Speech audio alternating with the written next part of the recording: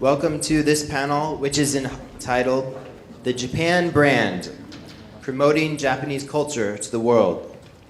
The panelists for this session are Mr. Richard Callas, the President and Representative of Chanel KK, Mr. Seiichi Kondo, Director of the Kondo Institute for Culture and Diplomacy, Dr. Nancy Snow, an Abe Fellow and visiting professor at Keio University, and the moderator for the session is Mr. Tak Umezawa, Japan Chairman and Director of the Board, A.T. Kearney. Mr. Umezawa, please. Thank you very much. Thank you for joining the session. And we are really at the interesting moment of history in reflecting on the Japan's image in the international arena and developing strategy in a forward-looking manner to promote Japan's brand further. This country is attracting more attention from the world with a new context. Some of you may have participated in the morning session talking about Japan's news and media exposure in the world. But as we all know that we had the 3/11 and the Fukushima nuclear power plant accident, we have also seen the unfortunate developments in the East Asia with the neighboring countries.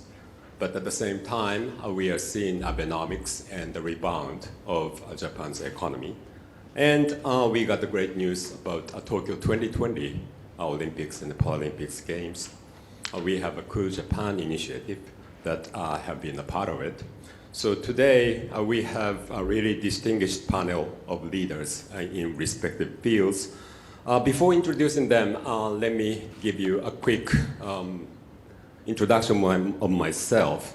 I am management consultant working with A.T. Kearney, but as a part of my mission, or my passion, I would say, I have supported the government on the initiative called Cool Japan that is really developing Japan's creative industries like fashion, food, media content, inbound tourism, to form joint partnership program by the government and private sector.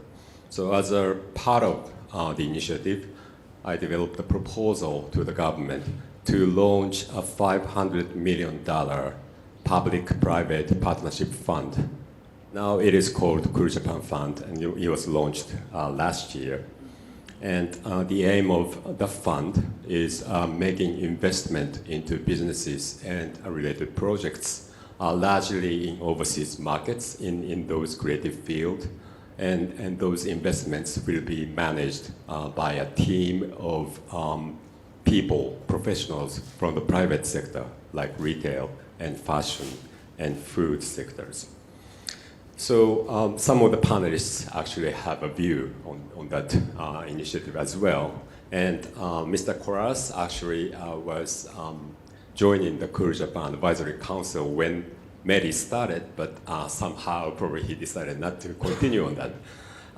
So anyway, let's have a discussion on the Japan's brand and how we should drive it forward. Please, starting from Dr. Snow, please give a quick introduction of yourself, especially about your activities related to the Japanese culture and brand, maybe in your experience in other countries as well. Thank you. Okay. Hi, good afternoon. I'm Nancy Snow, and 20 years ago, I worked at the United States Information Agency, and our motto was telling America's story to the world. And now, 20 years later, I realized that I'm heavily involved now in telling Japan's story to the world, and I wouldn't have imagined it then.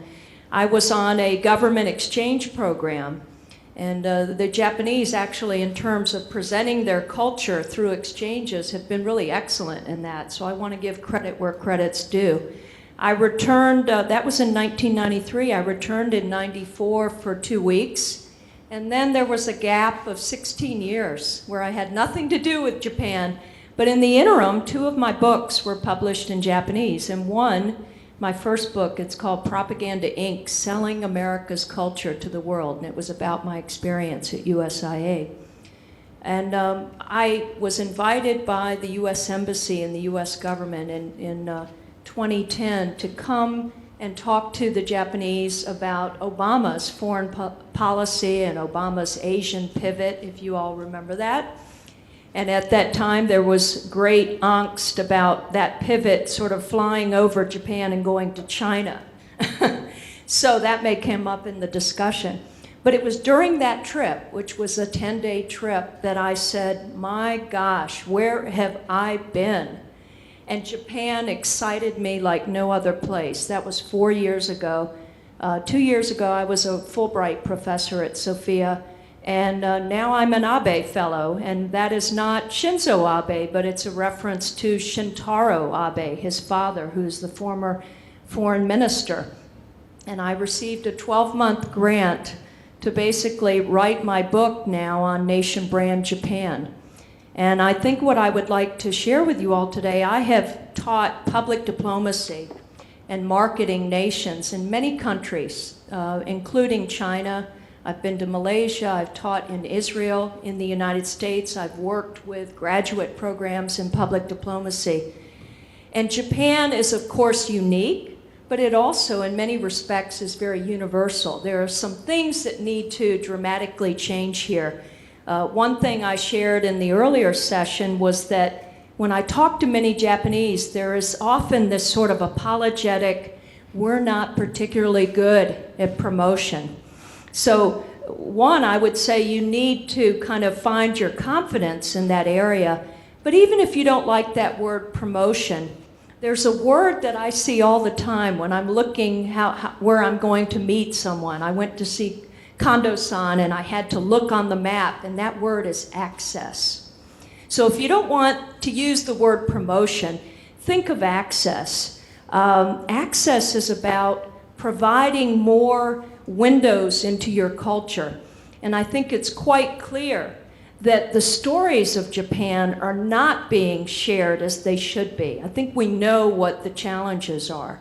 I would also add, in terms of culture, there's a tendency to look at culture in terms of products, pushing products. Culture is dynamic, it's always changing, and ultimately it comes down to values. And what can you do to get people to feel like they're better understood? I'm a Japanophile. I love Japan. I am not a Japanophone. I'm learning Japanese, but it's very elementary now. And yet I feel so comfortable here because I feel understood. And now that I feel understood, I feel confident to get involved in helping to shape that story about Japan to the rest of the world. So I would add too, there's an old song, I love music, there's an old song you all may remember called Betty Davis Eyes. And if I were to update it, I would say, let's have a song here in terms of telling Japan's story or promoting Japanese culture. Let's call it Foreign Eyes. Because it's not just that we need more Japanese people. Certainly we do. We have a cacophony of voices who are not being heard from. But you also have to really utilize your foreign sort of champions, your cheerleaders for Japan. Quick story, when I went to teach at Tsinghua University in Beijing, they utilized me from day one because they saw the advantage of having an outsider. You are talking about solutions now. Let's put it. Okay, all right. For later discussion. Okay, thank you very much.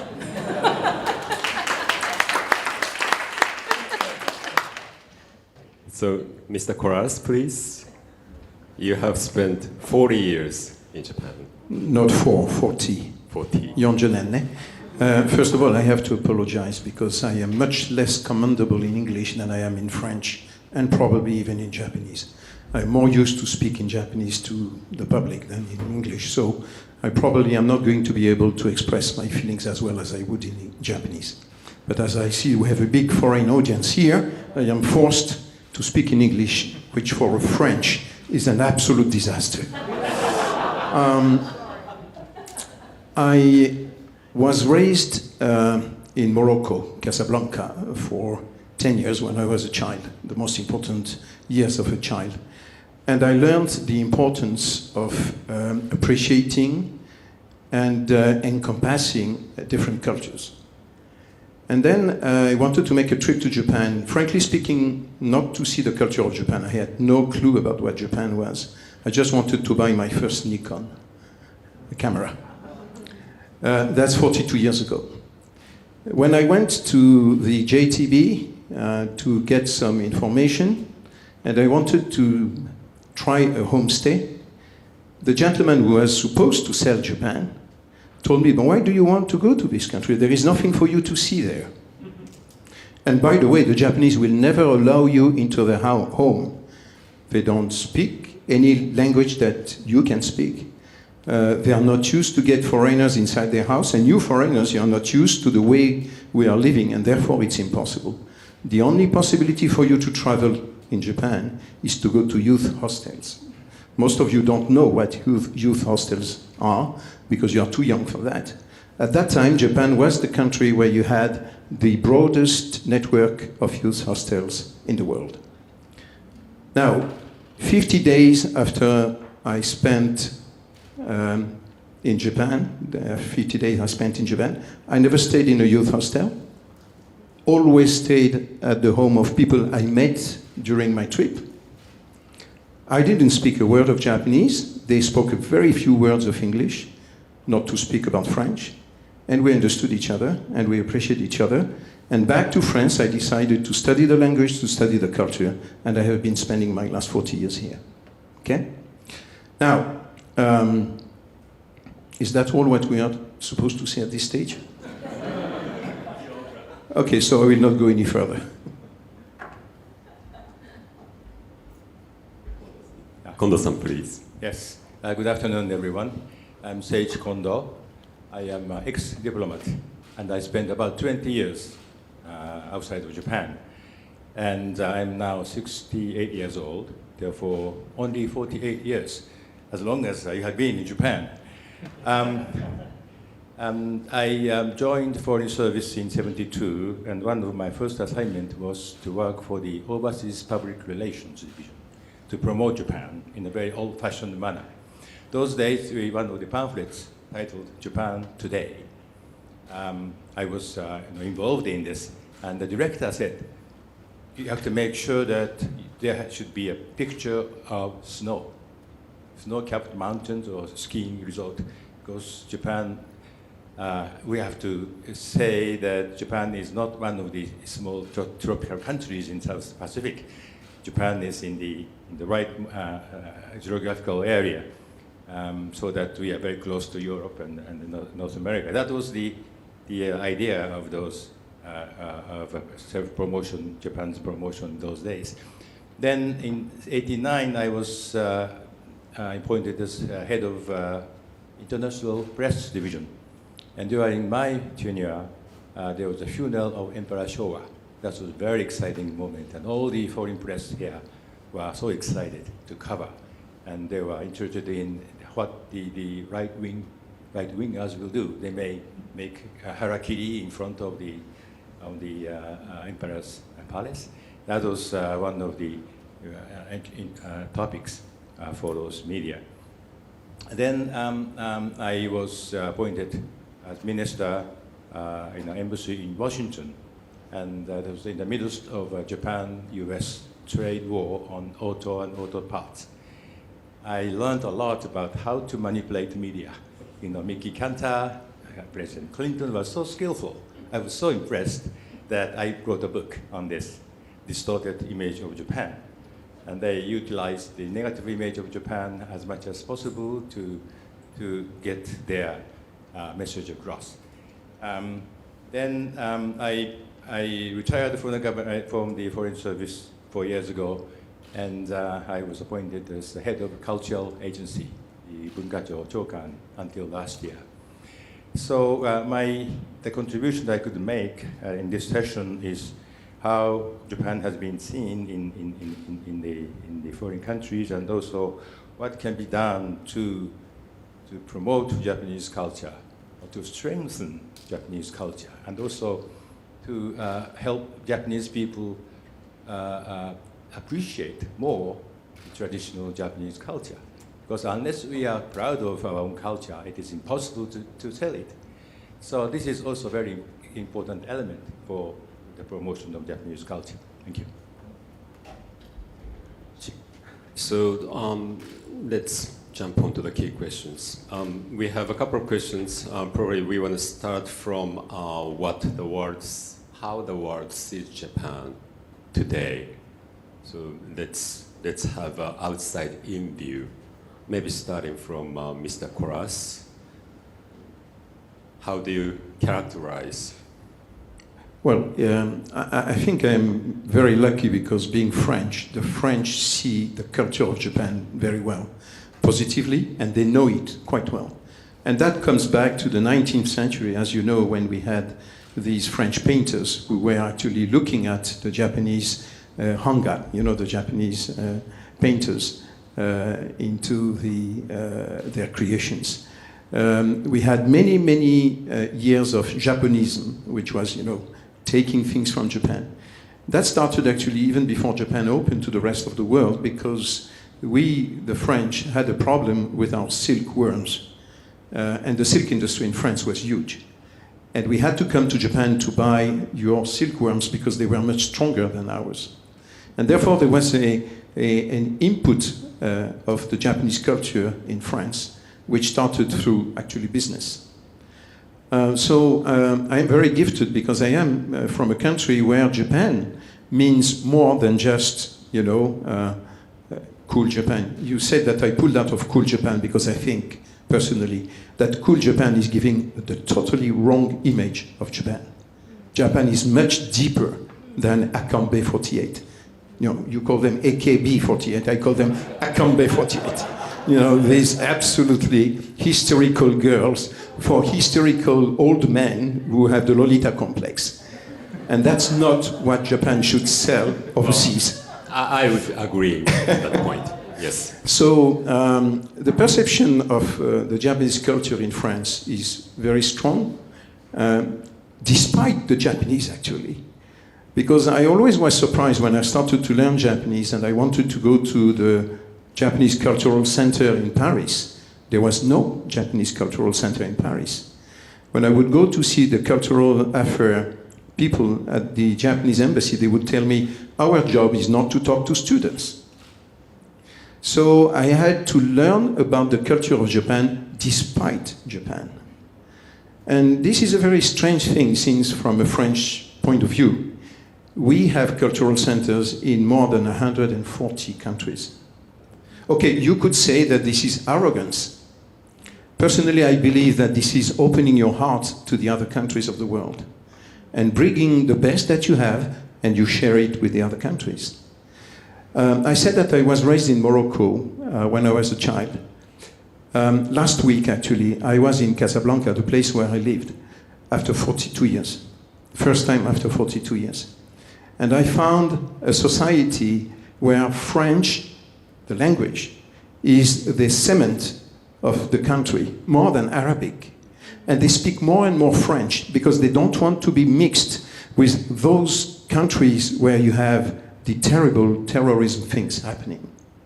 So I believe that cultures go beyond borders, but the countries that have it have to bring it to the rest of the world.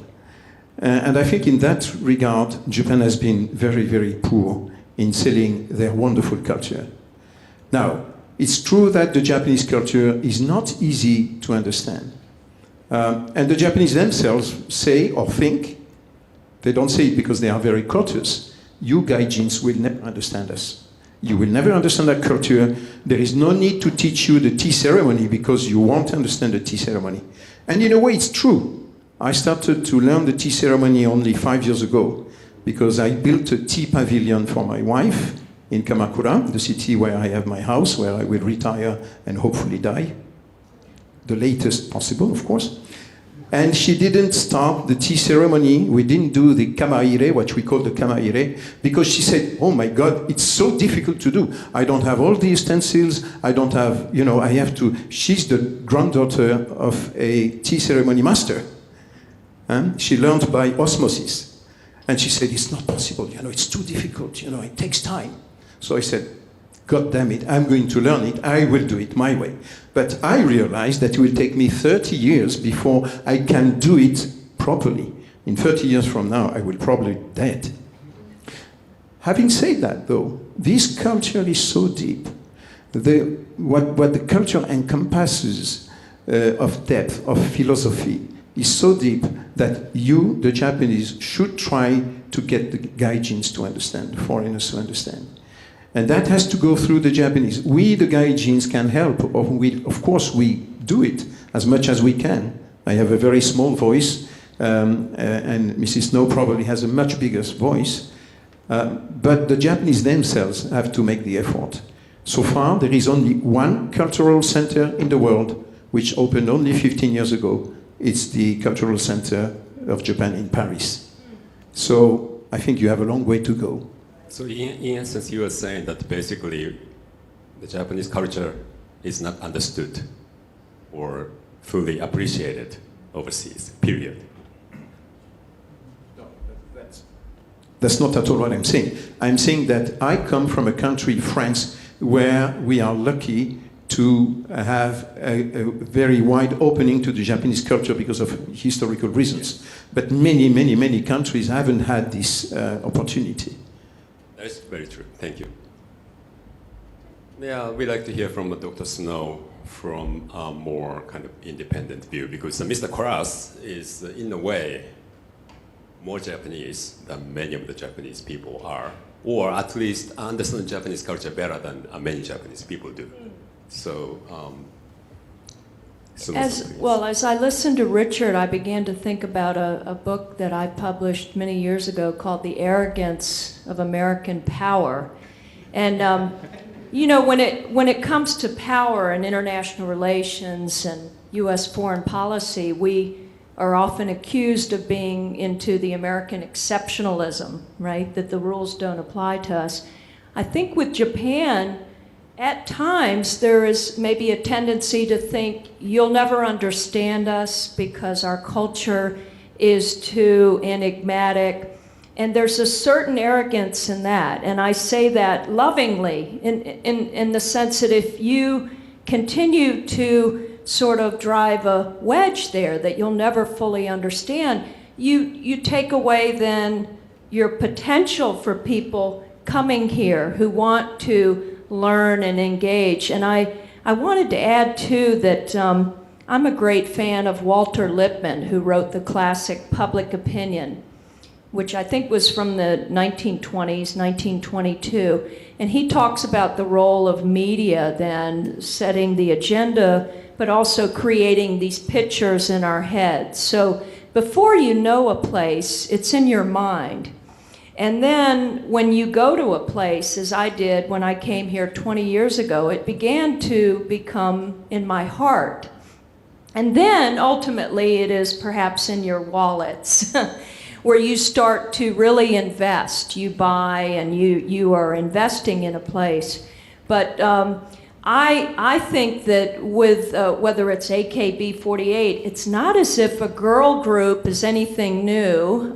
We've heard of the Supremes. I mean, they weren't as large as AKB48, but a lot of what comes across as very distinctive culture is really derivative. And again, culture is always changing. I want to add too, do you all remember Morita? I would encourage everybody to read about the day in which, in advertising, Morita was in an American Express commercial. And what was the tagline? It's a Sony. We all had our Sony Walkmans. That was so full of a confidence. It was Japan saying, there's a little bit of Japan with you wherever you go, on your ears and in your hands. I think this summer at the FIFA World Cup, didn't Sony make the headphones, the official headphones? Do you know what the players ended up wearing? The Dr. Dre Beats. Even though those were not the official headphones. Sony headphones were official. And, but juxtapose that statement by Morita to the one that was made by the Japanese spokesman in last week's New York Times. There was a big story about foreign government investment in think tanks in Washington.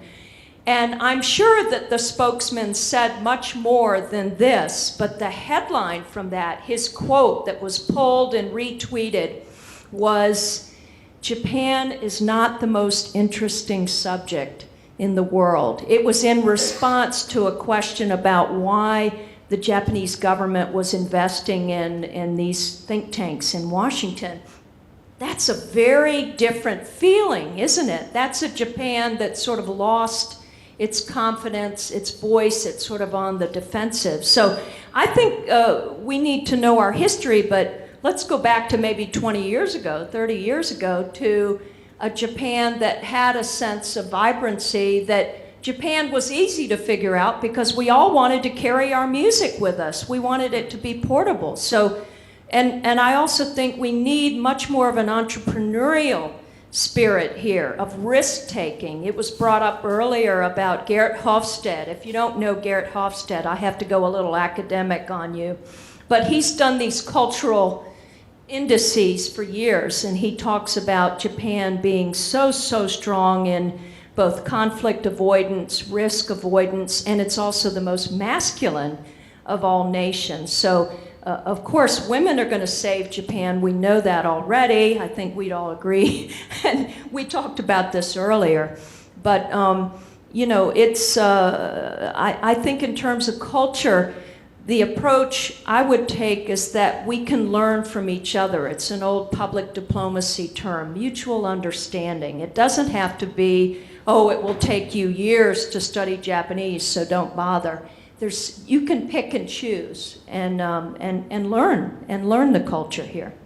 Well, thank you for the suggestion. I have one question for you, especially with your understanding of many other countries, including China. You talked about China's proactiveness in doing public diplomacy, involving yourself as well. The question here is really how we are viewed in the world, and maybe in relative to countries like China and Korea. How do you characterize it? Well, all you really have to do is monitor global public opinion, and I think right now what goes to the very top is whenever there's this conflict, this war rhetoric, that always is going to percolate to the top. But what's missing are the voices of the people. And the advantage that, say, a Korea, let's just stick to Korea and China, the advantage they have is a great deal of back and forth, not just to the United States, but the diaspora. We know about so many international students now going to China, Korean students outnumbering Japanese students. It's incredible, the numbers that have gone up. I would add to that the cultural centers, which Richard mentioned. Confucius Institutes now, they're projecting maybe 1,000 of these institutes. There are hundreds now on American campuses. Where is Japan in all of this? So the Chinese readily use words interchangeably, whether it's propaganda, advertising, public relations, promotion. They're very fast forward about it. And as a result, they also, as I said, they utilize the foreigners, but they have the public intellectuals who become the champions for getting out what Ross mentioned earlier, which is kind of the third party voice. Anybody who's not connected to a institution like government, you have automatically a lot more credibility. So coming out of China and Korea, you have a lot of bloggers. And then culturally, Korea wave, you know, I mean, a lot of the K-pop is stronger now than J-pop. And 2 years ago when I taught at Sophia, I came running into the classroom and I'd just seen Ozu's Tokyo Story, and I was telling my Japanese students about it. They had never seen it. They didn't really, they had heard of Ozu, but I said, are you kidding me? What an incredible film that resonates today. Well, where are the Kurosawas? Where are the great literary people and the public intellectuals so we can go beyond cool Japan? We don't have to eliminate Cool Japan, but it's thinking too small. It ends up sort of being lost in the conversation. It's very exciting to be here, as you can imagine, for me.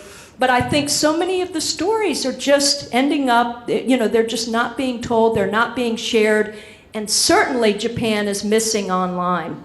And part of that is because the internet is overwhelmingly English. And that happens too with the universities, where you don't have the Japanese faculty publishing in predominantly English language social science journals. So I call it global English. It has nothing to do with my being from the US. So. Thank you. Kondo-san, any perspective to build on the comments from the two panelists? Okay, I just wanted to make 3 points on the Japan's image in the international arena, but before that, let me respond to two analysts who talked about arrogance in Japanese attitude toward their own culture. I do understand how frustrated you feel when you discover some arrogance in the bottom of our heart when we talk about the Japanese culture. But I think it is a mixture of a combined product of insularity and pride. Every nation, people has deep pride in its own culture. That's quite natural. But on top of that, we still keep such insularity that we automatically think that foreigners will never understand us, because we have 2,000 history of very refined, sophisticated culture. So people coming yesterday, even 40 years ago, will never understand the core of our culture. That is understandable, and I don't think it is arrogance in the English sense of the word. Secondly, having spent 42 years with the government and spending many years in doing public diplomacy or cultural diplomacy, I would say that when I was in Washington in the 1990s, there are a lot of negative images of Japan. Japan is closed, enigmatic, mysterious, and they never live up to the history. So those are negative images. And there is a sea change today, but still we have to remember that these negative images still stay in the bottom of people in the world. Japanese people tend to forget this, thanks to Ezra Vogel's Japan as #1, or popularity of anime, manga, and cosplay these days, and Japanese cuisine as an intangible cultural heritage. People tend to forget about this. But we have to, including Prime Minister, have to remember that there's a deeply embedded negative image of Japan, which is very difficult to wipe out. Secondly, the positive image of Japanese culture these days, is to me very shallow. Cool, yes, being cool is okay, but there is something deeper than this. I may sound arrogant in this respect, but just AKB48 is not a good example, but even the manga anime, Miyazaki's anime, it is maybe new and using new techniques, but what is in there is very, very deep philosophical or ecological message, and people tend to miss this. So I want to make sure that the real, genuine core of Japanese culture be understood by the people, maybe through this subculture, because it gives you easy access to the young people. But we have to invite them into the depth of our culture. So in that respect, I agree with Richard, saying that the Cool Japan project is not a very effective one. It's okay to make money out of popularity of culture. So that's why METE is doing this, and that's fine. But when I was head of cultural agency, we did not support this idea. The role of Japanese cultural agency or bunkacho is to make sure that Japanese people fully understand the power and the charm of Japanese traditional culture, and make sure that the successors will come to know, play, bunraku, or art craft, and so on. So this is well, what I want to say at the beginning. Thank you. Well, I want to hear from each of you a very concise answer about 3 things, 3 key assets we should leverage. Okay. You want to start? Why don't we do it?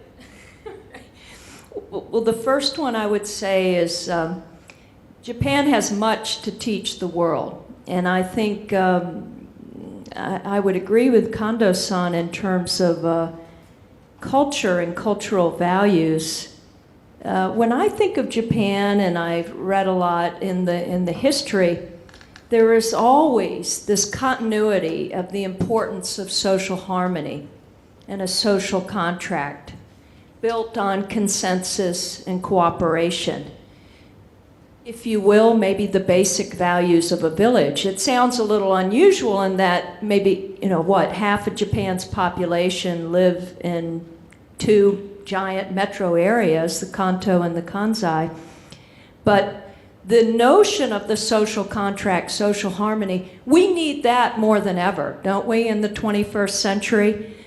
There's so many people being left behind in the global economy. So Japan has an enormous opportunity to share those values. So I don't want to think, for anyone to believe here that I'm saying, you need to understand what the world thinks of you. It is very much a 2-way dialogue.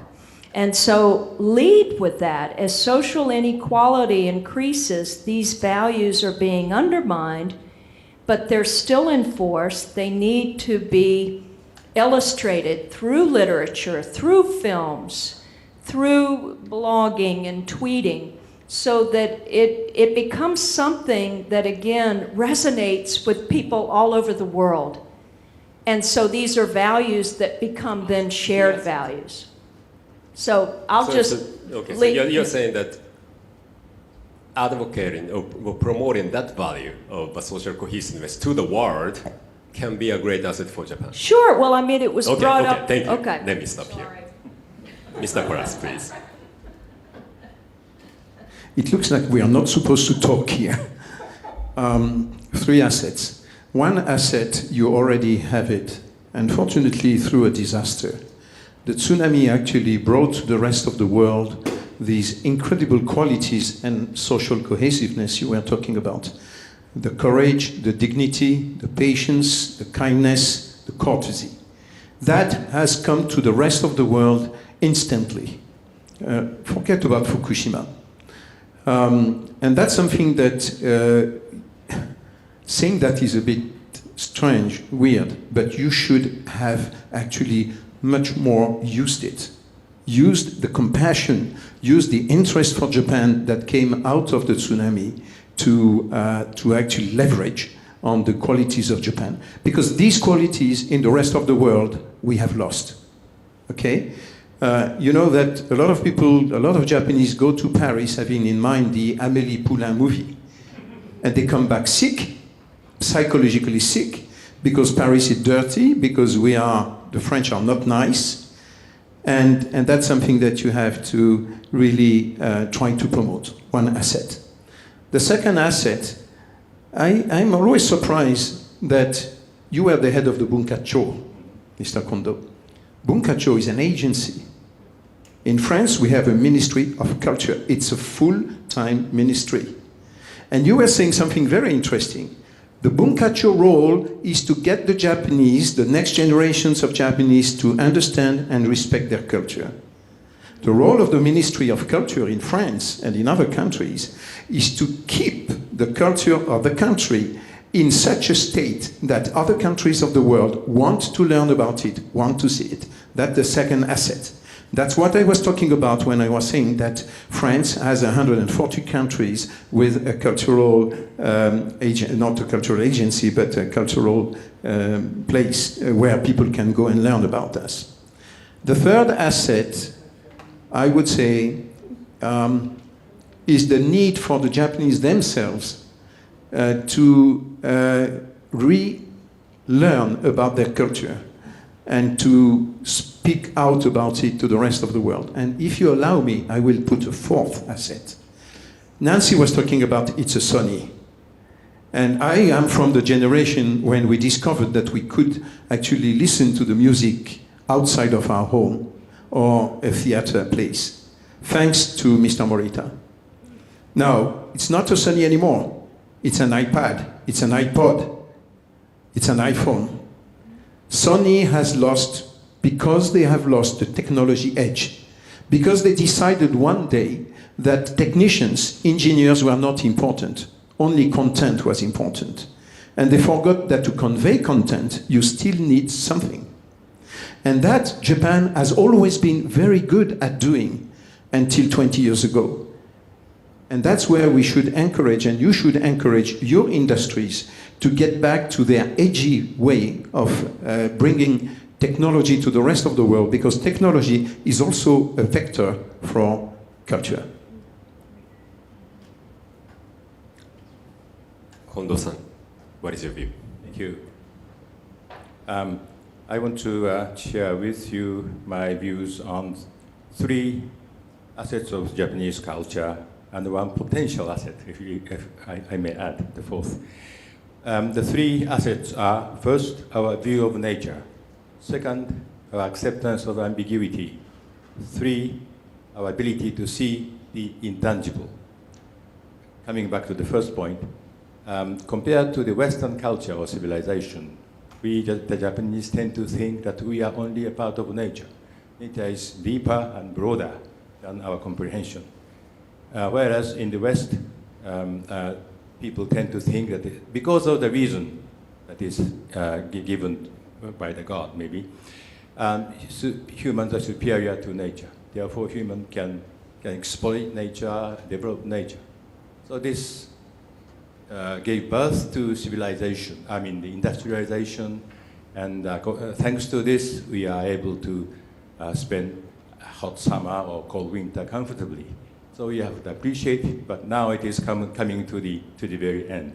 We have to do something. And the Japanese approach to nature is more eco-friendly.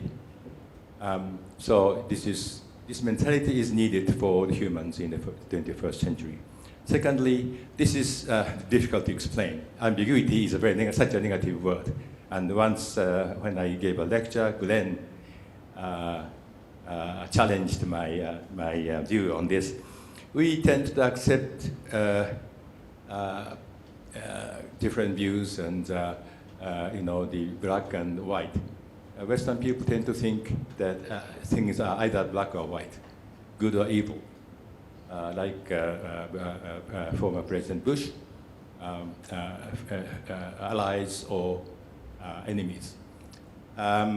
It is easy to distinguish everything into black or white, but our tendency is to accept everything as gray. Life is gray. Even a brightest person has some defections, and also stupid people have some good things.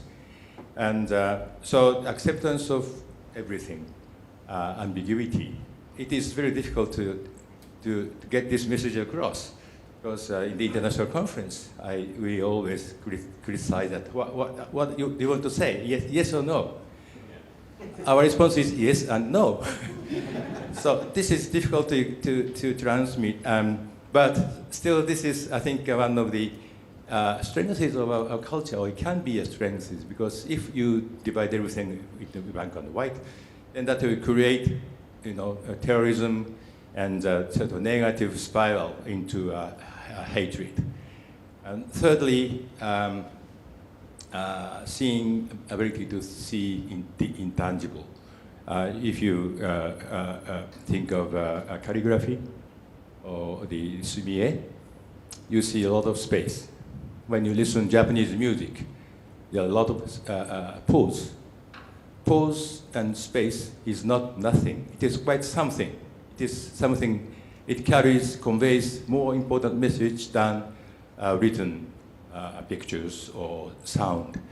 And of course, every human being has ability to follow this. But for one reason or other, Japanese are more better in understanding what is not cannot be seen and to hear what cannot be audible. And those things will contribute to the understanding, mutual understanding of different cultures, diversity. You can accept something you do not believe in, and that is what we need in the 21st century for the long-lasting peace of the humans. Thank you. Well, I think we are coming close to the end of the session, and we need to secure at least 15-20 minutes for the discussion with the floor. So before going there, let me hear from each of you about maybe 2 or 3 specific recommendations to address the challenges we discussed and promote the brand more effectively. Maybe Kora-san, you can start. 2 or 3. Women, Japanese women. This is tomorrow's asset to Japan. They're much more courageous, witty, daring, curious than men.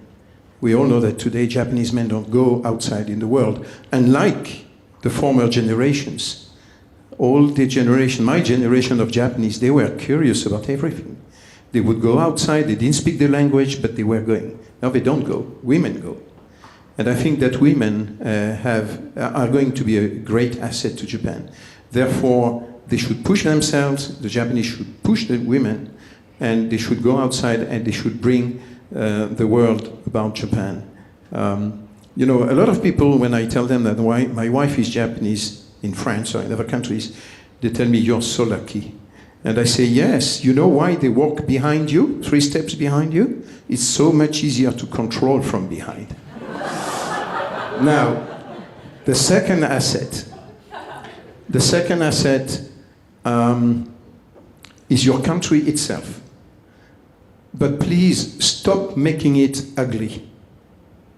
I said that to Prime Minister Koizumi. I had a very good relationship with Prime Minister Koizumi when I was in charge of the European, the EBC, which we call European Business Council, which has become a chamber of commerce since then.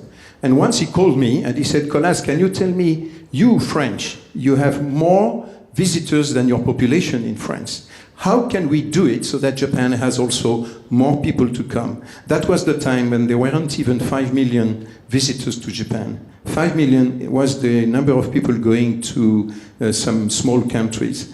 When Japan is a huge country with a huge culture. And I told him, stop making your country ugly.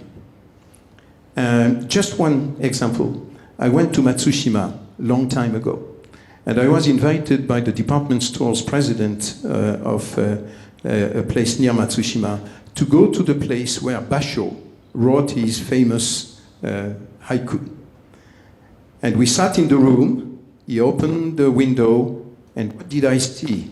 On the other side of the bay, a huge chimney, black, red, white, black, red, white, right in front of me. That is absolutely impossible in France. You wouldn't have close to the Mont Saint-Michel that all Japanese dream to go and see. You wouldn't have this. And why do you Japanese want to go to see Mont Saint-Michel? Because it's totally void of these ugly things. So that is my second and last recommendation. Thank you. Kondo-san, you successfully recognized, that you successfully how the world recognized Mount Fuji and the Miho no Matsubara. But what are your recommendations? Yes, well, in the previous session, we are talking about how to more effectively promote our images. And people talking about how to change the culture so that we can be more outspoken.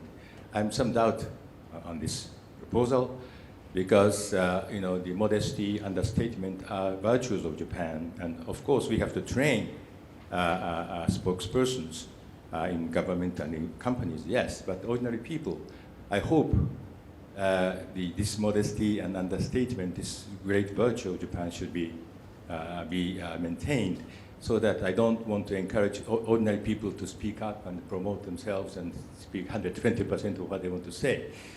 Rather, what we have to do is to open up our society, open up our houses. As both panelists said, we are still caught in the midst of insularity.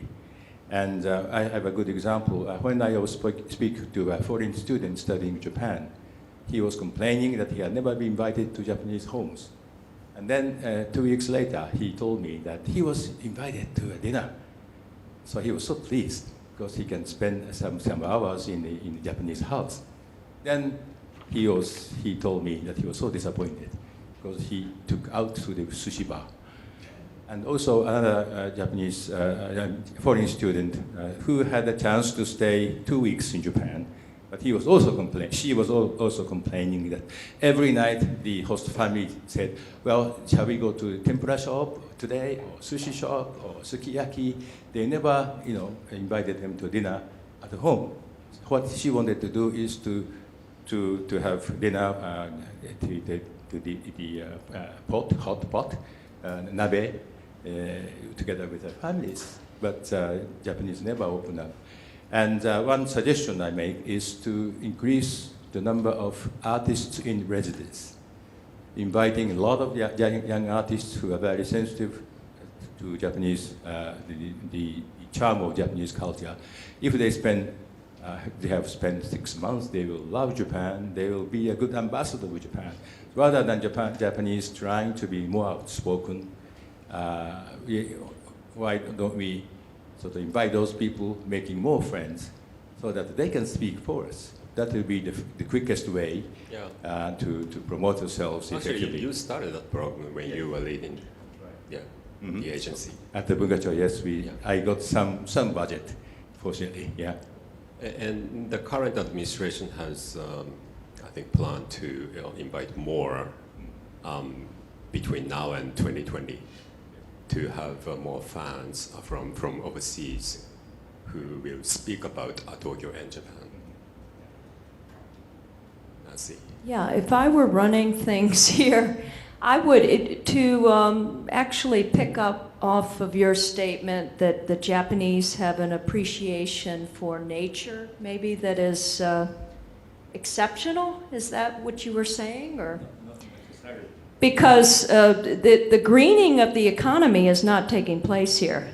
I mean, they're all in terms of the government on nuclear power, non-renewable energy. Not to say that they're not talking about it, but if I were planning things, I would make Japan the example to the world of the eco-led, the eco-conscious economy, and that's where women and internationals put out a call to the world and say, we are going to create the sustainable economy. We are an island or an archipelago and the most earthquake-prone country. And boy, we've done some things right with Shinkansen, which foreigners always marvel at, that has had no accident even on March 11th. So we know you can do it.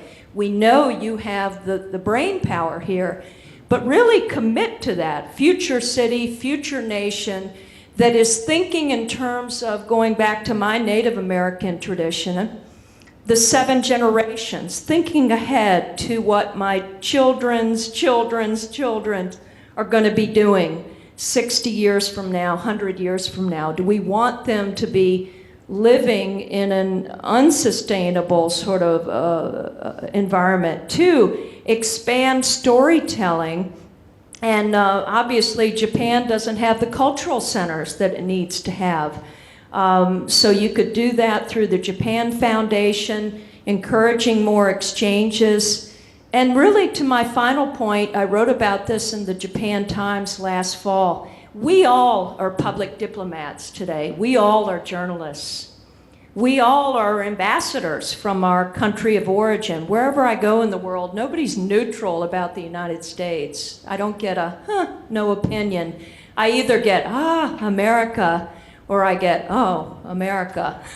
But it's a great conversation starter, and it's often about foreign policy. Make Japan a place where nobody's neutral about Japan, and you have to then have a give and take. There's no perfect country. either. There's no place that's a nirvana. But I do think this is a special place, and you need to have more voices. And modesty and understatement are very, very critical. But ultimately, I would say be yourself. And if you are somebody who's more outspoken, male or female, be yourself. You can still live within a context of a modest, overarching culture. But I think there needs to be sort of a loosening of creative expression here that is not currently in my purview of observation. I don't see enough of that expression.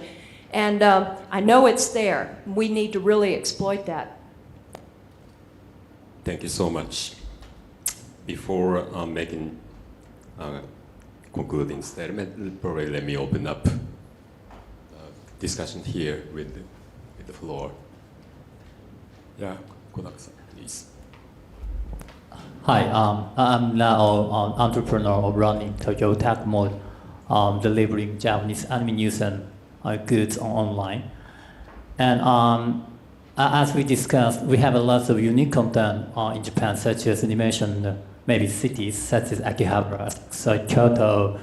But I think we need a superstar to convey Japanese content, such as maybe Lady Gaga in US, Psy in Korea, or maybe Beatles in UK in the previous generation. And I do not recommend maybe AKB48 can be such a superstar to deliver this Japanese content. But if you have any amazing ideas who can be such a superstars in this culture and Japanese branding category, maybe I don't know Kei Nishimura. It's in sports category, but he can also be an ambassador to deliver Japanese content. But any ideas, please let me know. Well, do you want to have a single?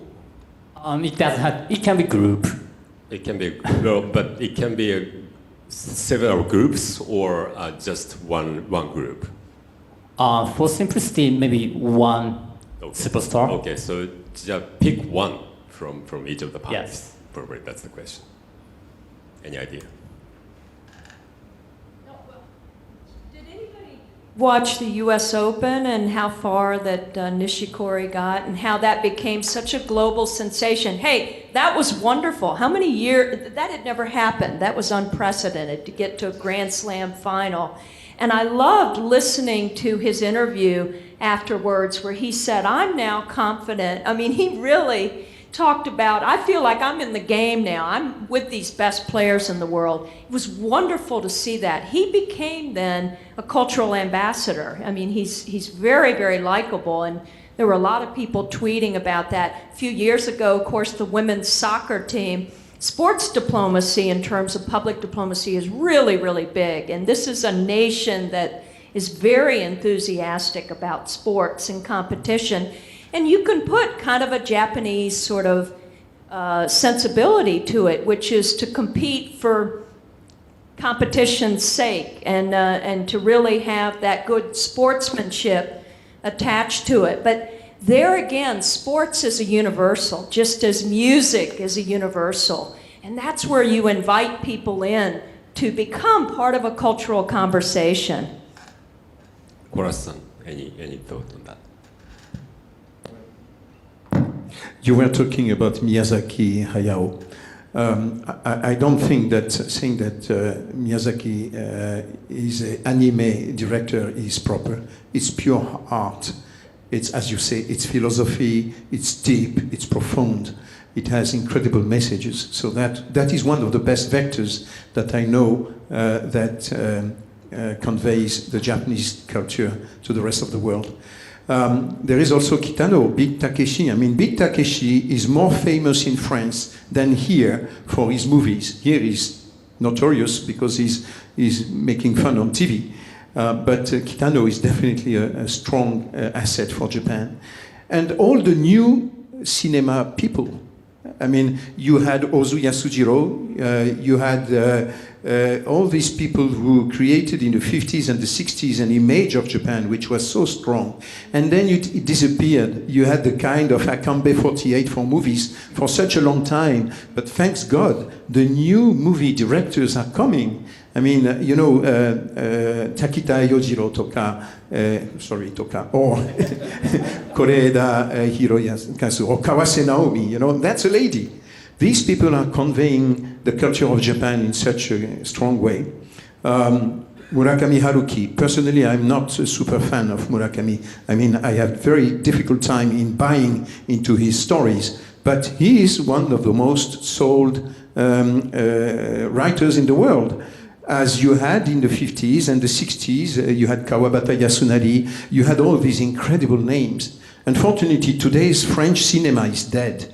The cinema of the 50s or the 60s, Clouseau and all these people had something, bringing something to the Japanese about the French culture that we don't bring anymore. But the new cinema in Japan is bringing it. The writers, the novelists are bringing it. Unfortunately, not the music. Please don't take AKB48 outside of Japan. Keep it here. You will kill the good image of Japan. I understand it. You had a question, Ross? Yes. Hi, Ross Ruby from Edelman. I think the total budget for Cool Japan is around $1.5 billion. And yet each of the three panelists here today has basically said that they think Cool Japan is very shallow. Can I ask them, how would they use the $1.5 billion in the spirit of proposal over criticism?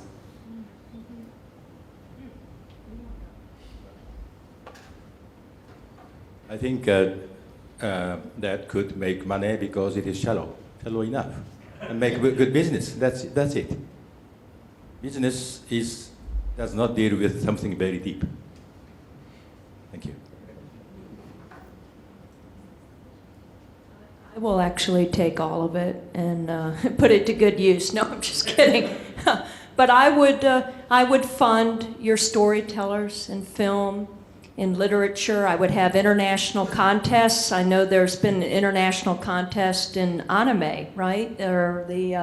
So have prizes and invite some of the world's best writers over here on exchanges, because again, they can see things maybe that the Japanese perhaps have taken for granted, just as visitors to any country, including the United States, can see things that we often take for granted. And of course, Caroline Kennedy over the weekend touted exchanges. I'm very biased about that, but international educational and cultural exchanges don't just allow the person to go on the exchange and never be heard from again. Really build into that a requirement that they promote what they do. Hate to use that word again, but they blog, they use multimedia, and they make their experience, they create what we call a multiplier effect. So it's the pebble in the water with the circles coming out.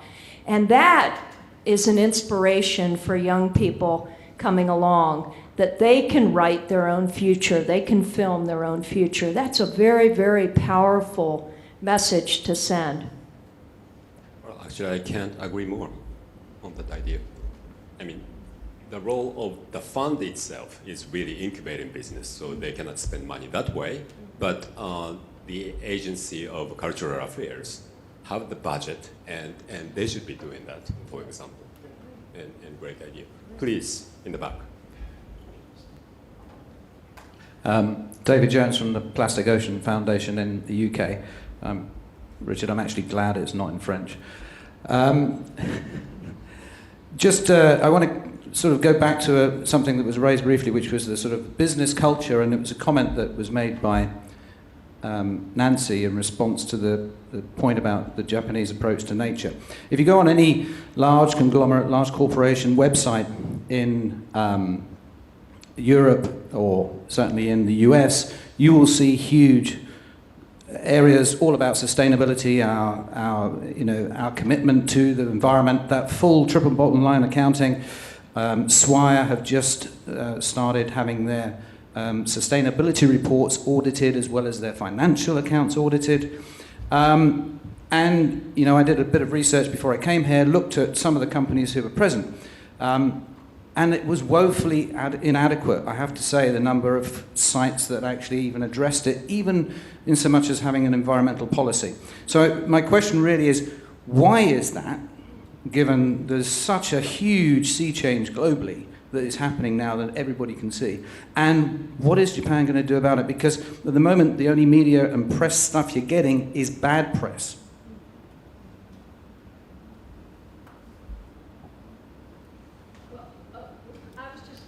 Do you all recall right after the announcement of the win for the hosting the 2020 Olympics, I'm always reading the comments section. There's great research there. And there was so much chatter last September about Fukushima, about athletes, sort of jokes being made about radiation. It was tragic to see that, but I thought, why not then turn it on its head? And again, every corporation should be addressing this. We're on top of preparing a world that is free of these disasters that are going to radiate, you know, throughout the world. You take a disaster and you turn it into an opportunity. And I'm afraid that that will be a lost opportunity should something else occur. We've been pretty calm here of late, but yeah, that was, you know, it was so much negative chat about Fukushima. And Fukushima Olympics, they were calling it. Well, let me add something. I have supported many Japanese corporations, and actually many of the largest Japanese corporations have announcements, a lot of reports, but solely in Japanese in many cases. And that's what you don't see. So I would say probably 20% of those largest Japanese corporations have both English and Japanese sustainability report or any statement about commitments to the society. And the rest, the 80%, just have a financial reports translated in English. So that's the missing link. Please. Hi. So today we're talking about Japan brand, and I was wondering if you look at, well, Japan there's a government, and the government has budgets. And of course, there is things like METI, who is in charge of Cool Japan. But there is also the Ministry of Foreign Affairs and perhaps the Ministry of Education and Culture. And what is the role of the other ministries besides METI? I'm not going to talk too much about Cool Japan, but what's the role of the other ministries and how are they? Because they have budgets and they are supposed to be using budgets. What are they doing? What are the embassies doing? What is Japan Foundation doing? And how do you see what they are up to? Kondo-san, your turn. The ministries other than Foreign Ministry, Culture Agency, and the MEDI are Prime Minister's Office and Kankocho, the tourist agency for tourism, and even Ministry of Agriculture. They have some budget. But the problem is that the coordination. The Kasumigaseki, this government area, is notorious in keeping themselves to a very silo mentality. Therefore, those bits of budget are not effectively used. But mostly now METI has some budget, they fund. Therefore, they are taking the lead. And the Foreign Ministry is following, but the Cultural Agency is still a bit backward because of the reason why that I explained earlier. Other discussions? Hiro-san, please. I'd like to ask about what the education can contribute to this, because looking back on my past personal experience in the 1970s and 80s, the teachers were not, for the Japanese people, were not a little bit hesitating to talk about the value of the Japanese culture. Instead of, there was some kind of a introspection type of mentality in the teachers. What would be the best way, appropriate way for us to educate, teach the Japanese people about the value of the Japanese culture? Maybe the best practice is in France, please. I'm not sure that the French are very good at doing that either. And the French have lost the sense of their culture as well. And that's why the government is doing so much to keep the culture level understood in other countries. But definitely educating young people to understand their own culture is an asset. I don't know what is the best way to do it. But I am a bit disappointed to see I had some young Japanese people from my company coming to visit my house in Kamakura and my tea pavilion. And they said, this is an Engawa. And I had to say, no, it's not Engawa. That's a different place. Engawa is there. Because these young people, they don't have any grandmother anymore in the countryside living in a Japanese house where you have, the real Engawa. They didn't know the name of Hibachi. I had to tell them that's a Hibachi. And that is something that definitely people should keep. And the only way to keep that is not school, actually. It's families. It's the mothers. It's the fathers talking about the good old days and keeping that alive in the family. Maybe you can't live with a hibachi in Tokyo, of course. You will have the fire department coming every day. But you can talk about it. And I think that is the role of the families as much as the role of the Ministry of Education. Can I just add something quickly? This is an aging society, and again, a model for the rest of the world. So why not engage the pensioners, the aging population of Japan, in becoming educators? And this is not that unusual. In the United States, we have sort of elder hostel type universities. We bring older people back, not just to get degrees, but to educate. And there's an amazing storytelling experience that takes place. But one of the best guest lecture events I had was to talk to a group of retired Japanese. And they were reading articles from the New York Times and The Economist in English, and then discussing the issues in Japanese. And it was being taught by a retired Asahi Shimbun editor at one of the universities in my neighborhood. I was so taken by that. So let's repopulate that. Let's look at best models and just reuse those models. Thank you very much. I think we are coming to the end of the session. Kondo-san, maybe one word. Well, who to educate children on the value of Japanese culture? You all. You should blame teachers. You should blame politicians. You should not blame media. It is you. At your home, in your school, in your workplace, in your society, a lot of opportunities for you to educate young people about the value of Japanese culture. Schools, workplaces, society, and home. Those are all the places where teaching can be done, should be done. Thank you very much for your contribution. And I cannot really sum up all the rich discussion here, but we confirm that this country has many stories to tell, but we are not really good at doing that. And specific suggestions included, maybe creating a new story around a key theme like green economy, while stop making Japan ugly by preserving traditional, beautiful Japan. And we have several key assets we can really take advantage of that include women, that include foreign talent who are interested in working with Japan or working in Japan. And also we need to leverage the voices in the field, business people, creative people who are well connected to the rest of the world and can be active online presenting something good about Japan. So thank you again for joining the session, and please give a big applause to the panelists. Thank you very much.